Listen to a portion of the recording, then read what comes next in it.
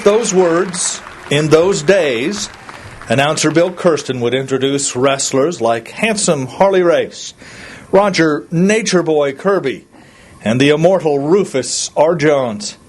Hardcore wrestling fans would fill Memorial Hall on Thursday nights in Kansas City, Kansas, back in the day, to watch and cheer for their favorite grapplers. I was here the night Harley Race won the belt for the first time.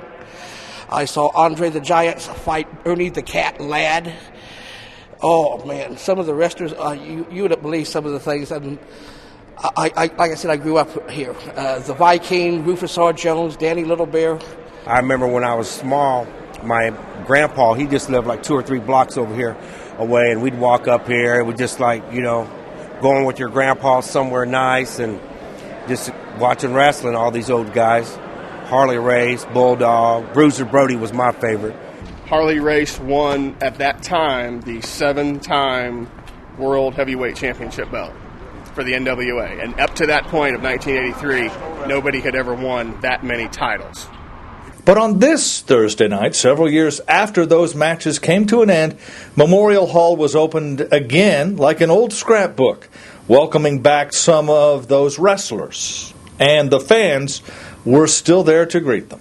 I am here for history. I am 39 years old, and I remember coming here when I was 5. My father would bring me to see the likes of Harley Race. It's just a lot of fun coming back up here and getting to see a lot of old friends.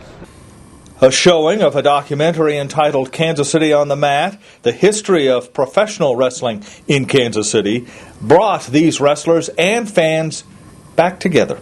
I wanted to do a fitting tribute to these guys before time passes by, because let's face it, these guys are in their 60s, 70s, 80s.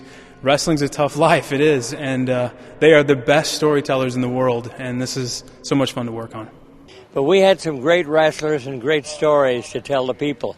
I loved every minute of it because it was a world of make-believe. So I haven't been in this building since 1985, but it brings back an unbelievable amount of memories. I'm home. 70 years almost I've been coming to the Memorial Hall, mostly on Thursday nights to watch the professional wrestling. This is really it was always a nice place to come back to and to call home and everything. And it was always, Bob Geigel was probably one of the nicest promoters to work for. Wrestlers, now a bit broken, a bit bruised, still have plenty of stories to recall from the good old days. The exact same thing you're calling me now, Harley Race. When I first went to Minneapolis and teamed up with Larry Henning, I was handsome Harley Race and pretty boy Larry Henning. But as you can tell, that's all wore off. There's almost nothing on me that I haven't broke or had replaced. It's through the wrestling. The world of professional wrestling has changed, and with it, some of the nostalgia. I like these guys better than I do the wrestling now, but it had more excitement to it. When I was a kid, you saw men get into the ring and fight.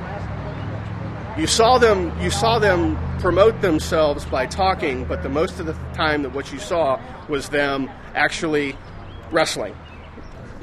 There was more in the ring, more aggressive between the two guys in the ring, and you were actually trying to pin a guy, where now it's stretched the limitations on how far the human body can go before it breaks. You look at it now, they announce it as entertainment, and it's just not the same.